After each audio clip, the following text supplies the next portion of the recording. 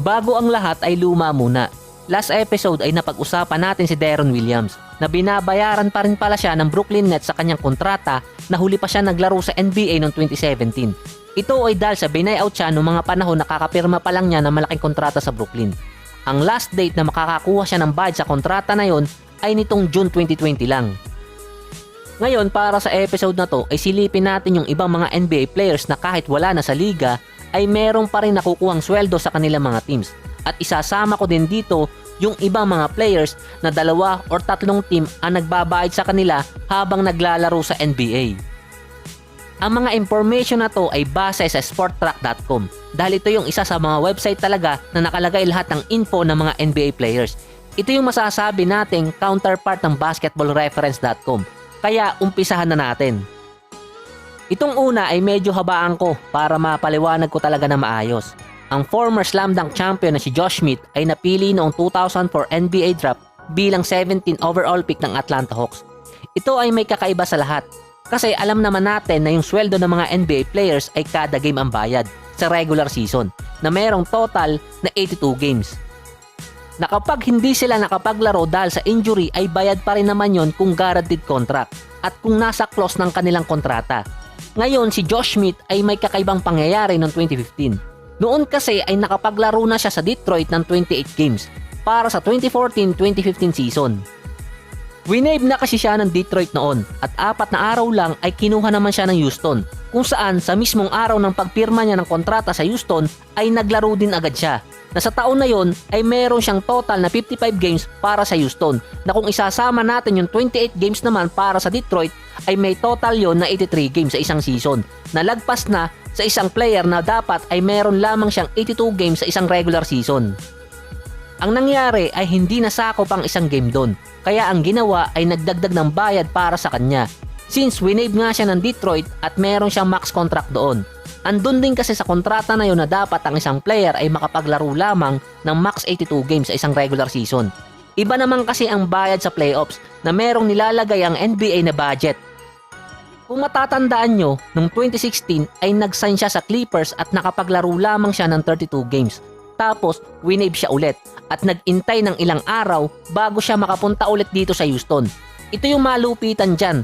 3 teams ang nagbabayad sa kanya, ang Detroit, Houston at Clippers. So paano nangyari na 3 teams ang nagbabayad noon kay Josh Smith noong 2016? Ganito kasi yun. Dito na kasi papasok ang benefits ng NBA Player Association na gumagawa sila ng deal para maprotektahan ng mga players nila. Kapag ang isang player ay winave ng isang team, ay meron lang silang 48 hours para makuha ang mga players na yun galing sa waiver para maipasalo ng former team ang kontrata ng player na yun sa bagong team. Nang i-waive kasi ng Detroit ito si Josh Smith ay sabi ko kanina ay 4 na araw bago siya mag-sign sa Houston. Lagpas na sa waiver claim, meaning terminated na ang kontrata at obligado na ang Detroit na magbayad sa kanya plus pwede pang makakuha ang player ng panibagong kontrata. Yung 2016 kasi ay nag-sign siya sa Clippers na makailang games lang ay winave din siya. Lumagpas na yun sa waiver claim na 48 hours. Kaya kailangan na siyang bayaran dahil terminated na ang contract na yon at pumirma siya ng panibagong kontrata sa Houston. Kaya sa kabuuan ay meron siyang nakukuhang kontrata sa Pistons na binabayaran sa kanya plus yung nadagdag na kontrata na nakuha nga niya sa Clippers na winave din naman siya pagkatapos at itong kontrata nga niya sa Houston kung saan naman ay panibago yon. Yung sa Pistons kasi ayon sa sporttrack.com hanggang ngayon taon na lang niya makukuha ang kabuuan na $5 million pa.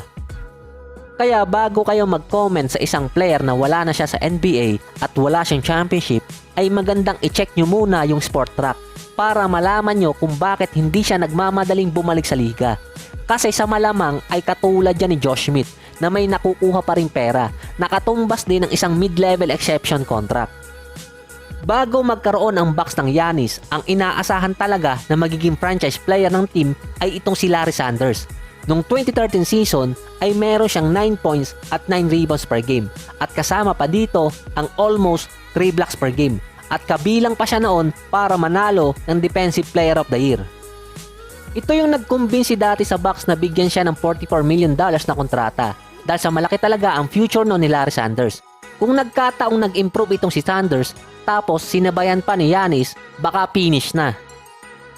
Pagkapirma kasi niya ng malaking kontrata ay dito nagkaroon ng maraming issue sa kanya. Merong mga injuries na involved sa drugs, tapos bigla na lang nawala sa NBA dahil sa mga personal issues. Noon pa nga ay sinabi ng ibang mga source na gusto talagang itigil ni Larry Sanders ang paglalaro ng basketball, na itinanggi naman ng kanyang agent. Napag-alaman pa ni si Larry Sanders ay dumadaan noon sa depression at anxiety disorder, kaya nahirapan siyang makabalik sa NBA. Since na-waive nga ito si Larry Sanders para mabigyan ng malaking salary cap noon ng Bucks, ay binabayaran pa rin siya ng team ng at least 1.8 million. Naaabot yon hanggang 2022. Nahuli siya nakapaglaro sa NBA noong 2017 para pa sa Cleveland Cavaliers na 5 games nga lang yun. Yung kay Monte Ellis naman ay hindi ko napapahabain kasi may episode na naman akong nagawa sa kanya at ito lang ang hindi ko na isama. Nung naglalaro pa siya sa Pacers ay pumirma nga ito ng $44 million contract na noon ay masasabing okay pa naman ang pinapakita nitong si Ellis.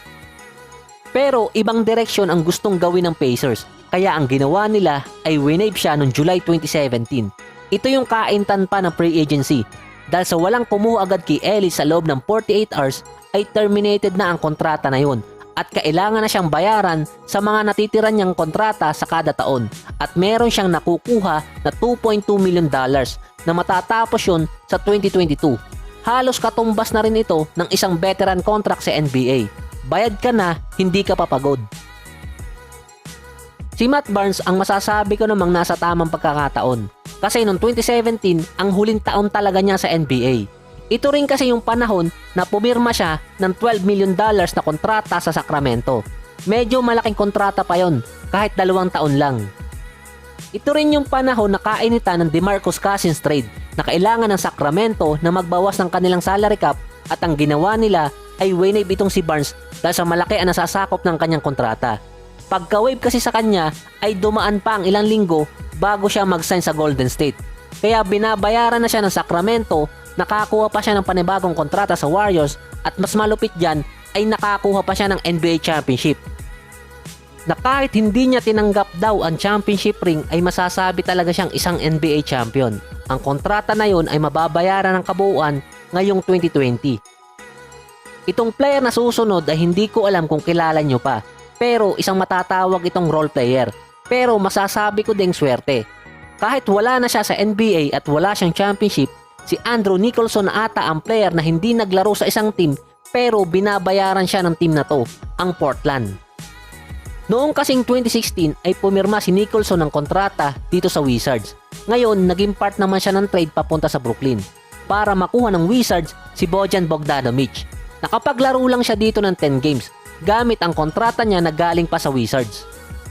Sa free agency noong 2017 ay na-trade ito papunta sa Portland. Nasakop pa rin siya ng kontrata na pinirmahan niya sa Wizards.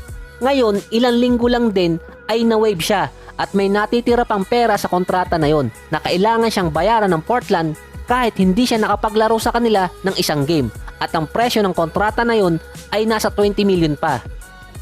Ngayon ang kontrata na yon ay binabayaran ng Portland mula 2018 at matatapos yon sa 2024 na merong kabuuan na $2.8 million kada taon.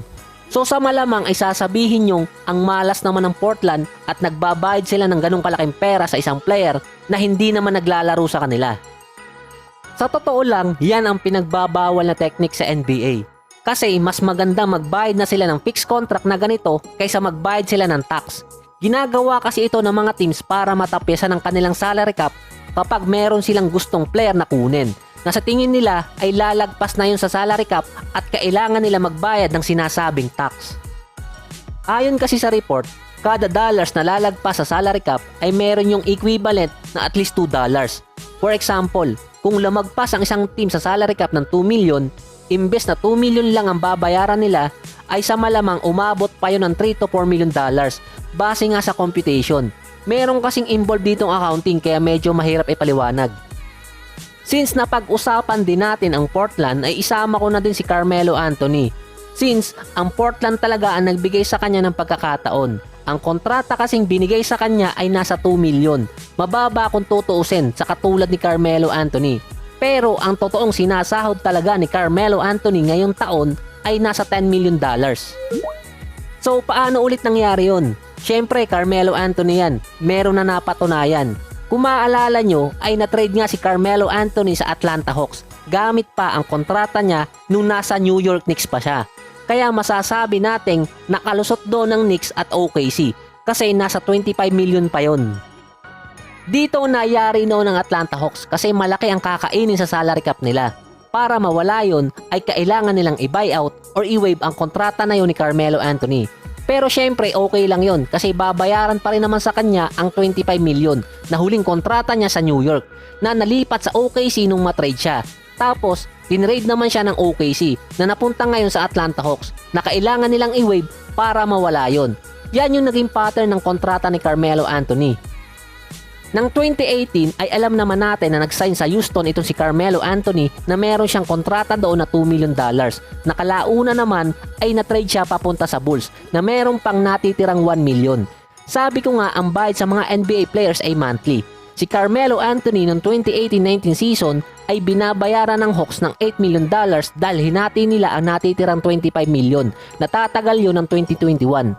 Tapos another 1 million galing sa Houston at another 1 million galing naman sa Bulls nang matrade siya dito. Nakalaunan nga ay winade nila. Ngayong 2020 ay meron siyang 8 million pa sa Hawks. Natatagal nga yun until next year at meron pang 2 million dito sa Portland.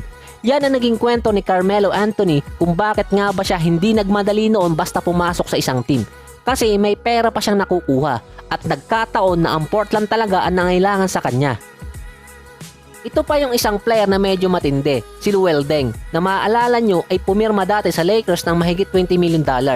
Ngayon ay binabayaran pa rin siya ng Lakers ng at least 5 million kada taon na matatapos yun sa 2022. At least nakalusot doon ng Lakers sa tax. So yan mga pre, ang mga players na wala na sa NBA pero may sweldo pa rin. Actually, marami pa talaga sila. Ang sinama ko lang talaga dito ay yung medyo may kakaibang senaryo. Tulad nga nito si Josh Smith at si Andrew Nicholson. So hanggang dito na lang ulit at susunod na yung mga shoutout.